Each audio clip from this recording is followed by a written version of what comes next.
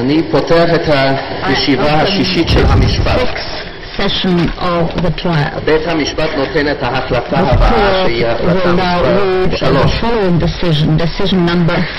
אחרי הקראת כתב האישום השמיע דוקטור סרבציוס סנגורו של הנאשם שתי טענות טרומיות, האחת בדבר פסלות השופטים היושבים לדין במשפט זה, והשנייה בדבר חוסר סמכותו של בית המשפט לדון בהאשמות שבכתב האישום.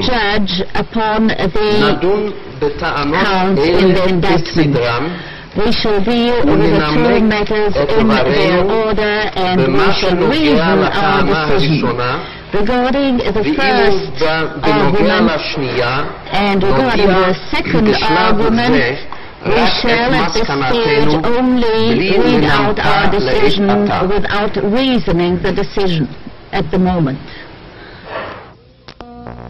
We must only repeat what has been said and what holds good in all courts.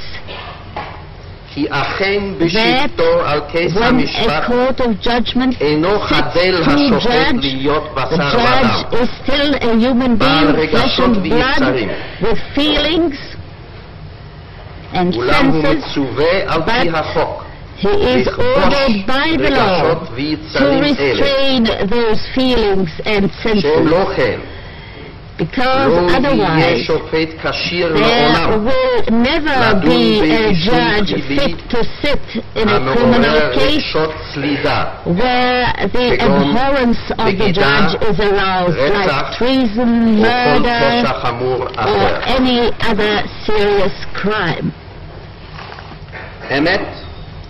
It is true שזכר השואה that the memory of the catastrophe and the מזעזע כל יהודי עד עומק ליבו. stirs every Jew. אולם מי שהובא משפט זה לפנינו, When this case has been brought before us, it is our duty to restrain those feelings when we sit in judgment in this case. And this duty we shall keep. אחרי שקילת כל טענותיו After של weighing הסניגור all המלומד arguments brought by the counsel for the defense, the learned counsel for the defense, אחד the court משופטיו את עצמו finds, כשיר and לדון each במשפט judge זה. finds himself fit to sit in judgment. השגותיו של דוקטור סרבציוס על Dr. סמכותו Servatius' של בית reservations משפט זה regarding the competence of this court הסתעפו לשני סעיפי משנה. branched out to two ראשית, sub-branches. בקשר The first לנסיבות regarding הבאתו the של הנאשם מחוץ circumstances לארץ. whereby the accused was brought from abroad.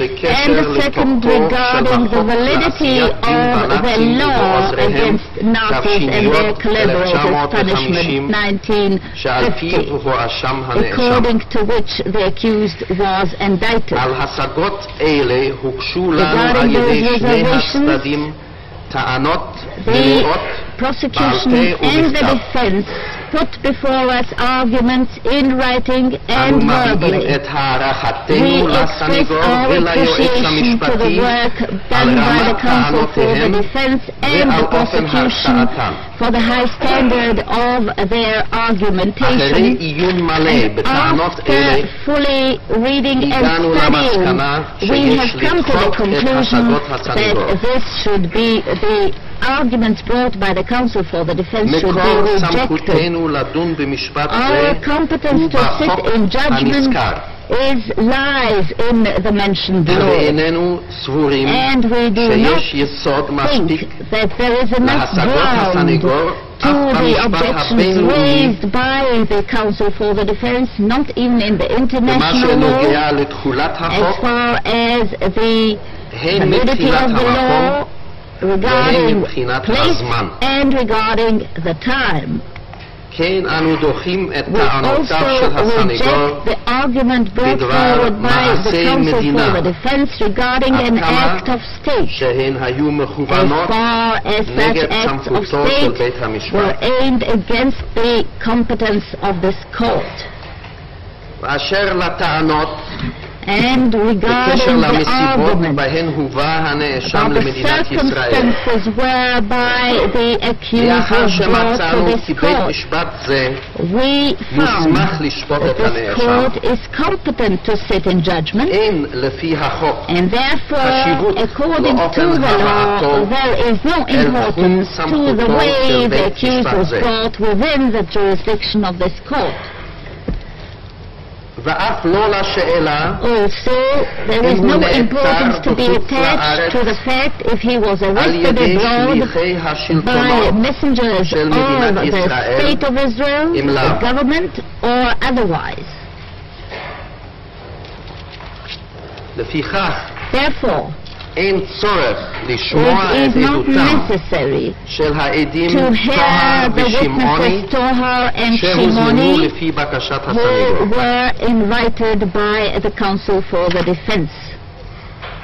את נימוקי החלטתנו זו במה שנוגע לסמכות בית המשפט נפרט בפסק הדין במשפט זה.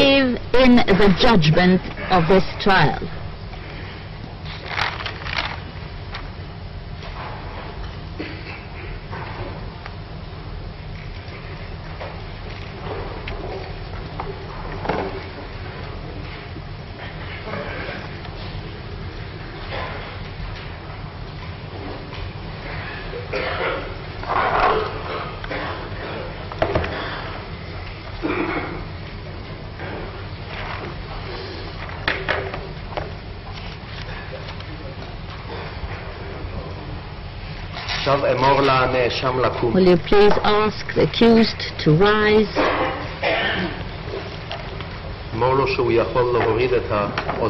The accused may remove his earphones.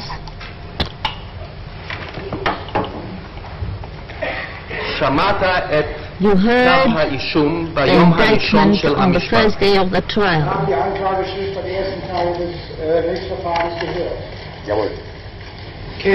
Yes. האם אתה מודה או אינך מודה בעברת האישום הראשון? The first count brought against you. Oder nicht an dem ersten Anklagepunkt? Im Sinne der Anklage nicht schuldig. In the spirit of the indictment, I am not guilty.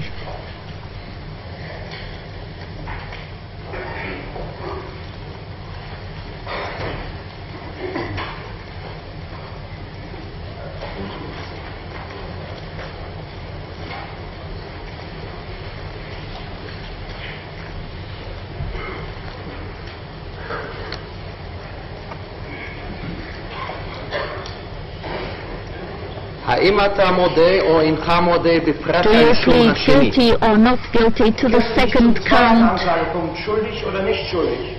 Im Sinne der Anklage nicht schuldig. In the spirit of the indictment, not guilty.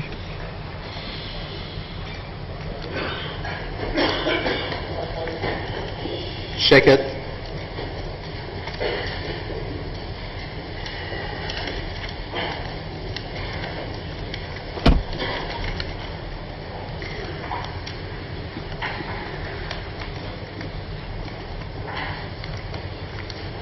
האם אתה מודה או אינך מודה בפרט האישום השלישי? schuldig oder nicht? Im Sinne der Anklage nicht schuldig. In the spirit of the indictment, not guilty.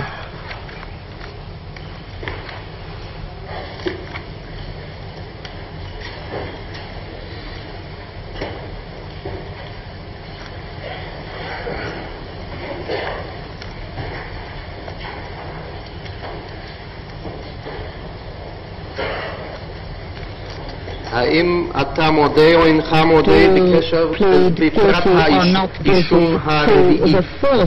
Bekennen Sie sich zum vierten Anklagepunkt schuldig oder nicht schuldig? Im Sinne der Anklage nicht schuldig. In the spirit of the indictment, not guilty.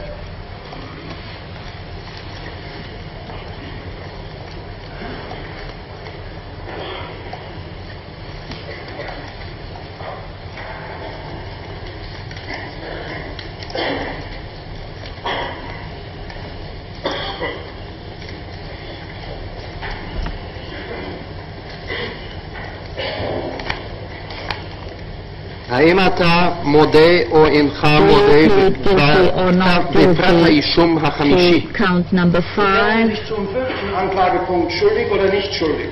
Im Sinne der Anklage nicht schuldig. In the spirit of the indictment, not guilty.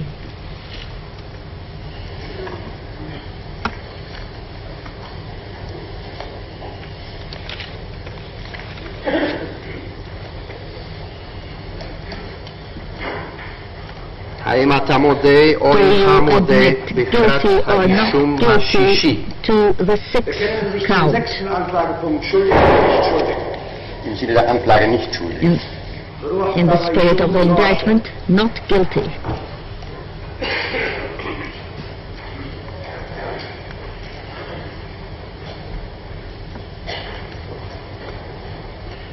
האם אתה מודה או אינך מודה בפרט האישום השביעי? Or not guilty to the 7th count. Schuldig oder nicht schuldig? Im Sinne der Anklage nicht schuldig. In the spirit of the indictment, not guilty.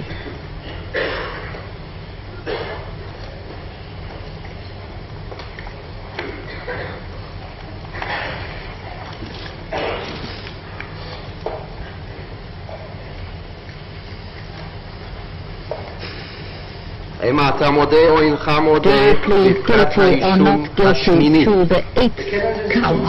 Anklagepunkt schuldig oder nicht schuldig? Im Sinne der Anklage nicht schuldig. In the spirit of the indictment, not guilty.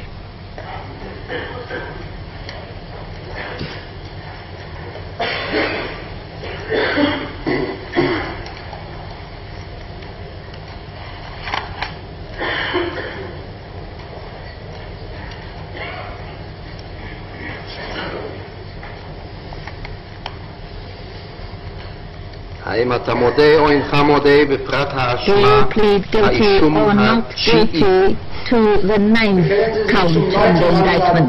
Schuldig oder nicht schuldig? Im Sinne der Anklage nicht schuldig. In the spirit of the indictment, not guilty.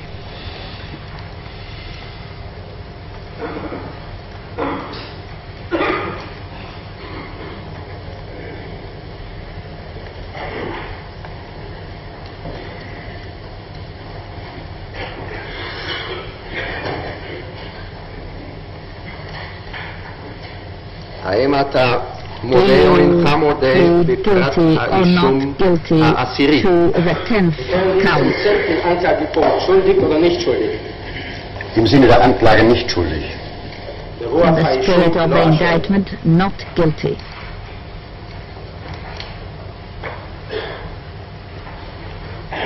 האם אתה מודה או אינך מודה בפרט האישום ה-11? To the 11th count. sich zum 11. Anklagepunkt schuldig oder nicht schuldig? Im Sinne der Anklage nicht schuldig. In the spirit of the indictment, not guilty.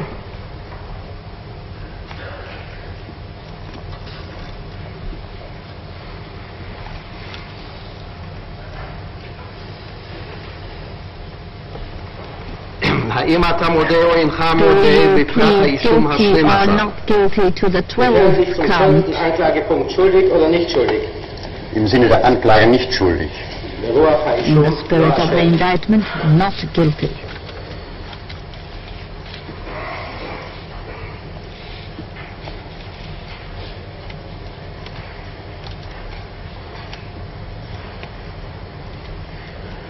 האם אתה מודה או אינך מודה בפרט האישום ה-13? To the 13th count. Anklagepunkt schuldig oder nicht schuldig? Im Sinne der Anklage nicht schuldig. In the spirit of the indictment, not guilty.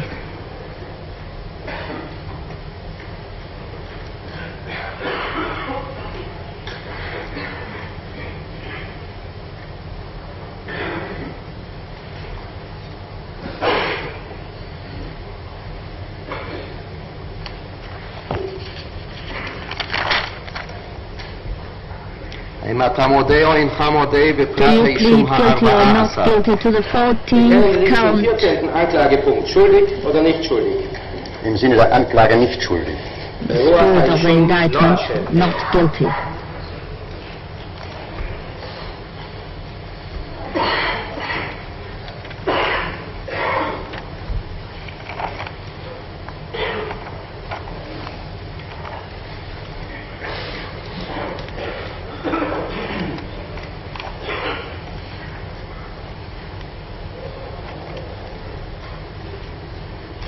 האם אתה מודה או אינך Do you מודה plead בפרט guilty האישום or not ה-15? guilty to the 15th count Anklagepunkt schuldig oder nicht schuldig?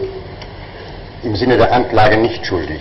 ברוח in the האישום spirit לא of the אשם. indictment not guilty?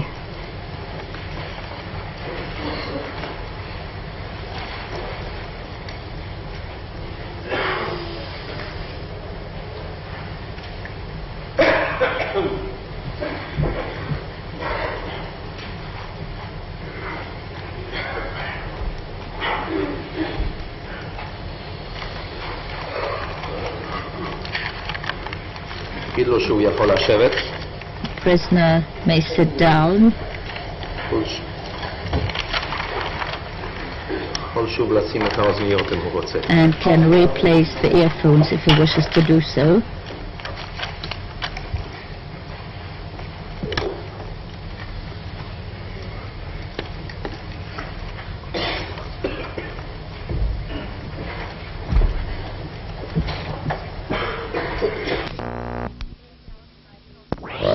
Lay down in my protocol of the 30th of June בבקשה, אדוני היועץ המשפטי. 1961. Please, the prosecution, the Attorney General. When I stand before you, judges of Israel, in this court, to accuse Adolf Eichman, I do not stand alone. Here with me at this moment stand 6 million prosecutors.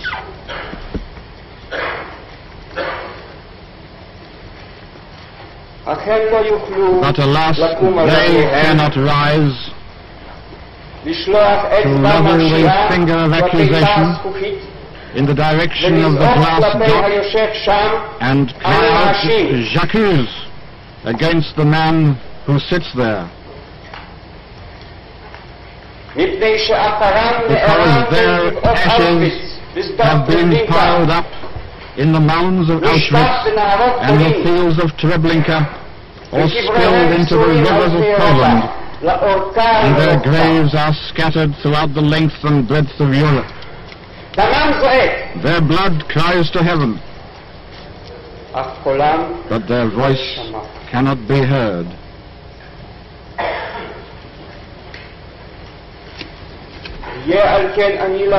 Thus it falls to me to be their mouthpiece and to deliver the heinous accusation in their name.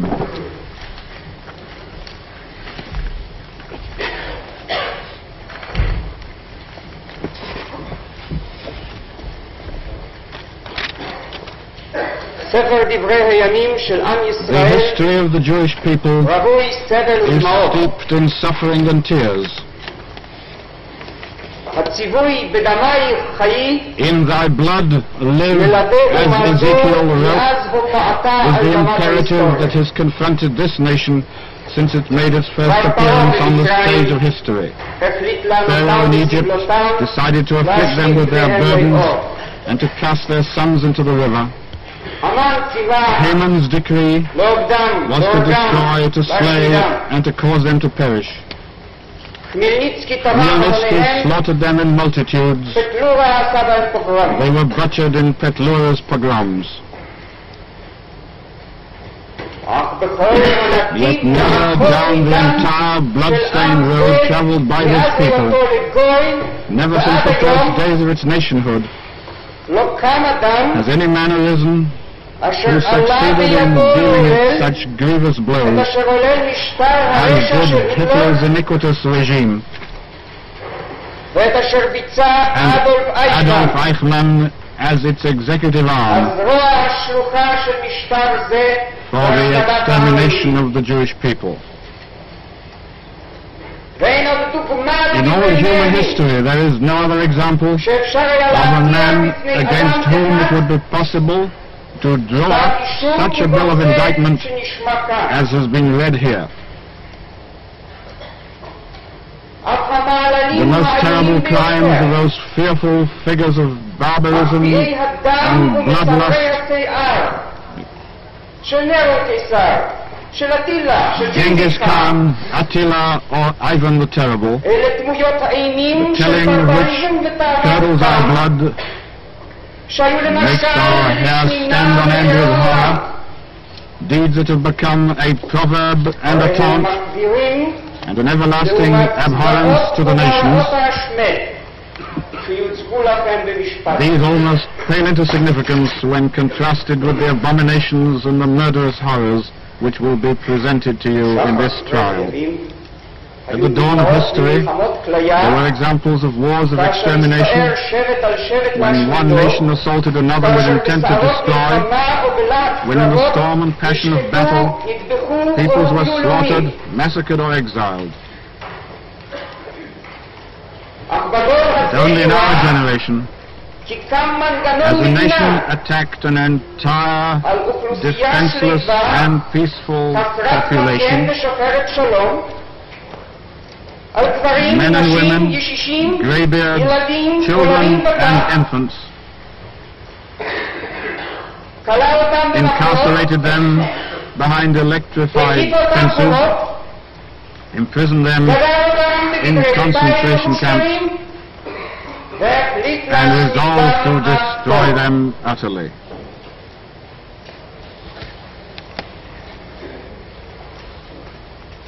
Murder has been with the human race since the days when Cain killed Abel.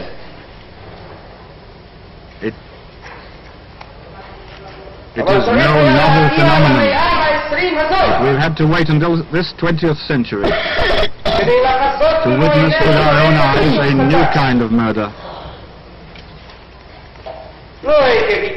Not the result of the momentary ebullition of passion or the darkening of the soul, but of a calculated decision and painstaking planning, not through the evil design of an individual, but through a mighty criminal conspiracy involving thousands, not against one victim,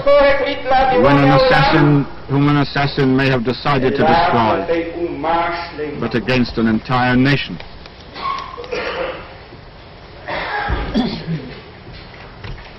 In this trial, we shall also encounter a new kind of killer, the kind that exercises his bloody craft behind a desk, and only occasionally does the deed with his own hands.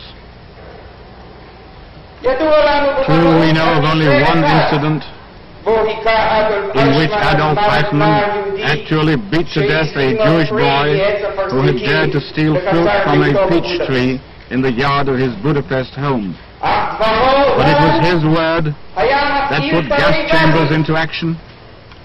He lifted the telephone, and railroad cars left for the extermination centers.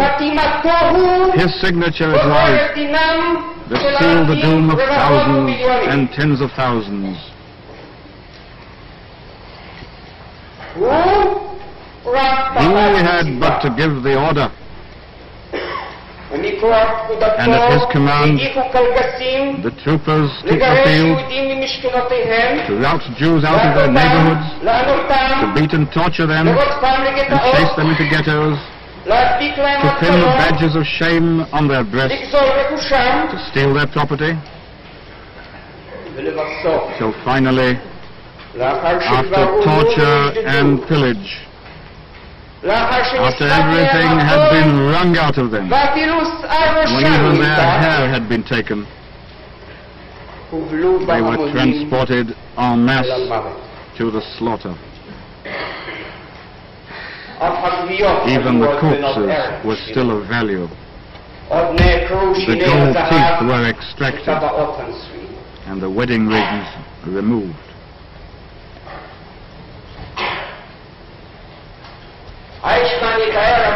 We shall find Eijkman describing himself as a fastidious person, a white-collar worker. To him, the decree of extermination was just another written order to be executed.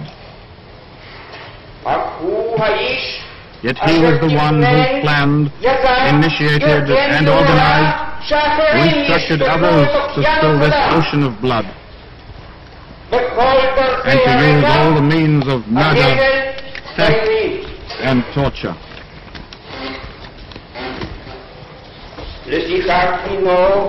He must bear the responsibility, therefore, as if it was he who with his own hands knotted the hangman's noose, who lashed the victims into the gas chambers, who shot in the back and pushed into the open pit every single one of the millions who were slaughtered.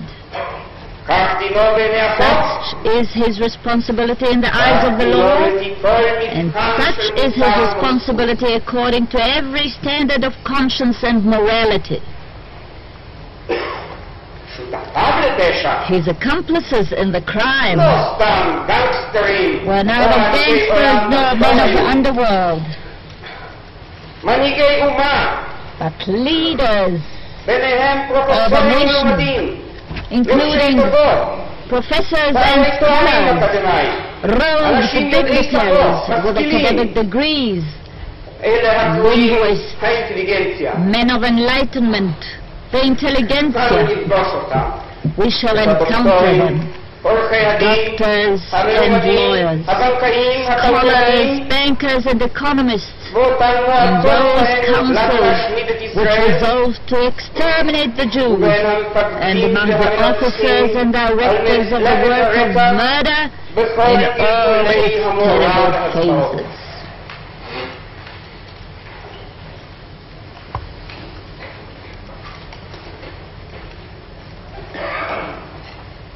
This murderous decision, taken deliberately and in cold blood to annihilate a nation and blot it out from the face of the earth, is so shocking that one is at a loss for words to describe it.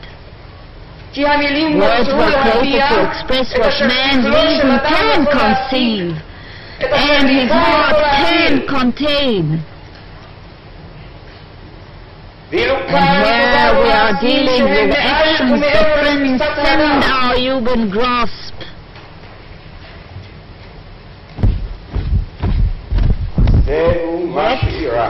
This is what happened.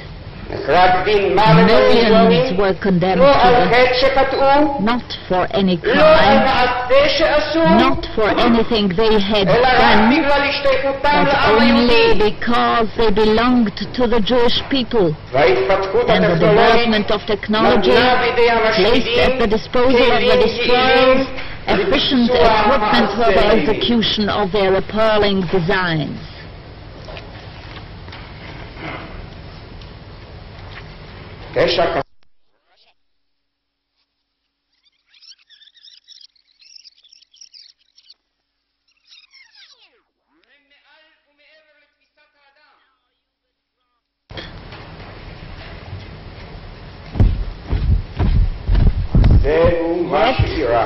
This is what happened.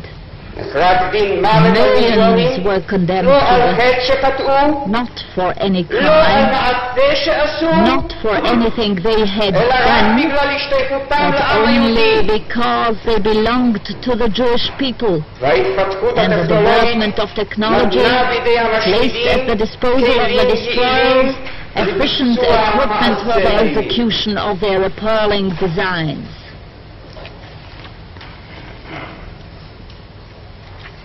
This unprecedented crime, carried out by Europeans in the 20th century, led to the adoption of the concept of a crime unknown to human annals even during the darkest ages, the crime of genocide.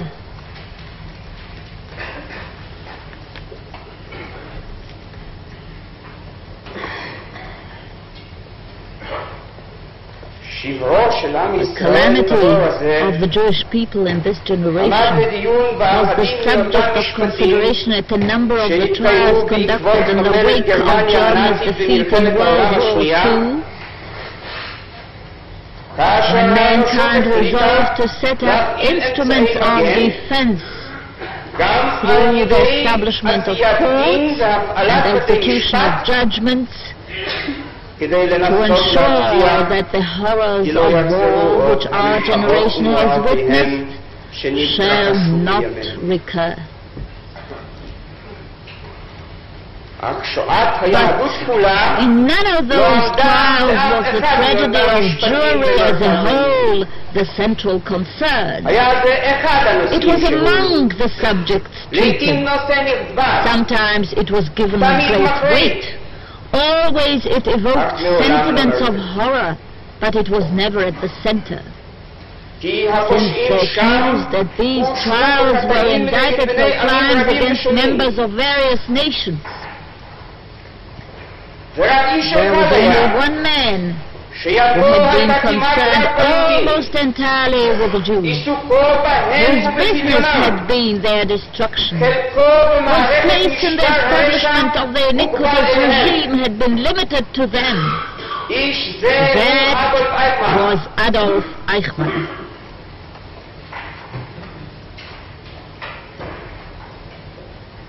If we shall charge him also with crimes against non-Jews, committed elsewhere,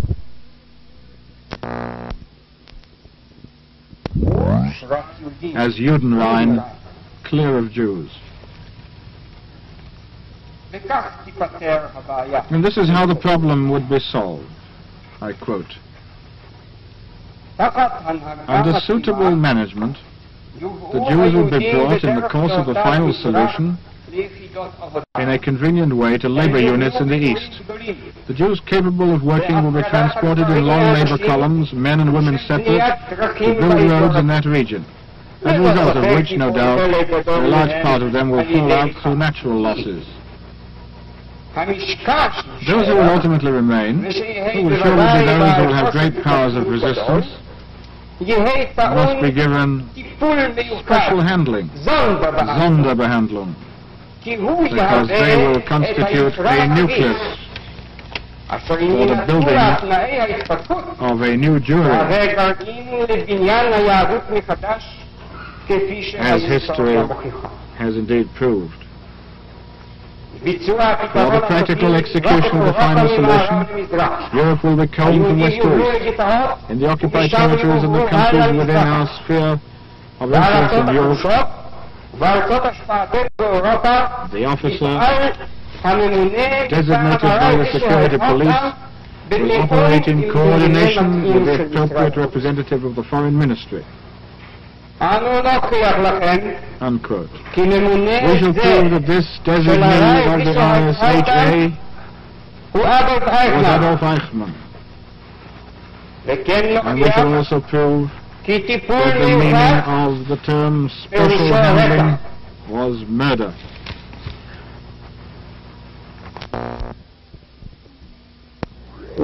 Everywhere he adapted himself to the needs and circumstances of the moment, but his persistent and cruel pressure was successful.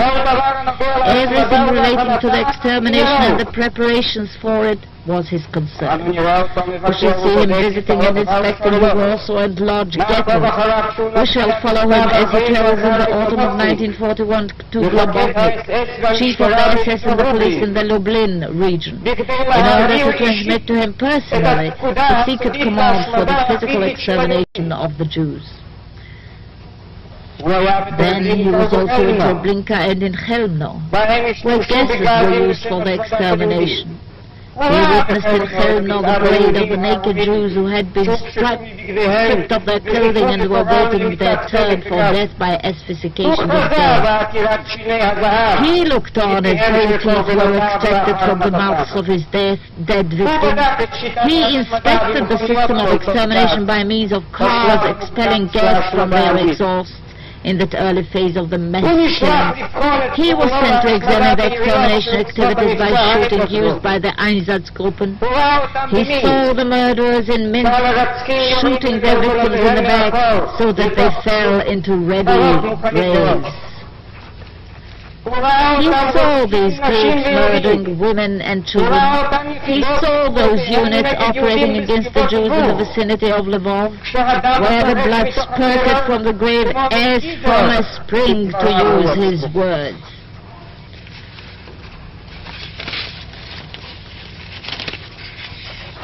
But direct murder by shooting did not satisfy him. Our men will become sadists, he said. In another place he put it that the method was not elegant enough for the purpose. He had to seek a new method. This was found in the gas chambers and furnaces of the extermination centers, which he visited on a number of occasions to examine the apparatus, to organize the transportation procedures, and to give instructions. There he also saw how corpses were burned in the open field. Now that these instruments of extermination, it seems, were functioning to his satisfaction, he concerned himself with supplying them with sacrificial victims. The section from time to time issued detailed directives relating to the death transport. The instructions applied to all the Jews, except for those exempted by his section IVB4. There were special instructions relating to Jewish property. The deportees were forbidden to take with them anything of value. We shall submit to the court proofs of the requirement to send report about expulsions to Eichmann's section.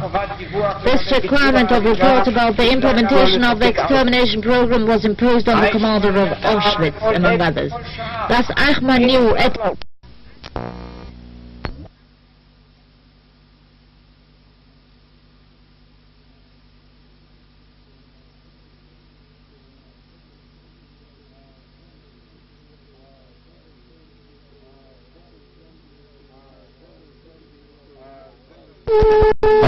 This is NBC. I'm going to change reels now. I'll be feeding you monoscope while we are. What do you want? 20 up?